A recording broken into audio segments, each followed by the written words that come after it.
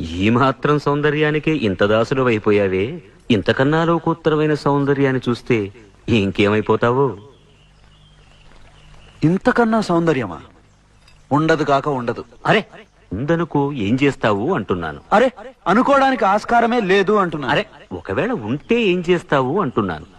ఇంతకన్నా ఆనందప్రదమై, ఆద్యంత రహితమై, అనంతమై, నా హృదయమంతా నిండి నన్ను తనలో నింపుకునే సౌందర్యమై ఉంటే అరే ఉండదయ్యా స్వామి. అరే ఉంటే ఏం చేస్తావయ్యా? ఆ సౌందర్యానికే దాసోహం అంటాను. అయితేరా చూపిస్తాను. పద చూస్తాను.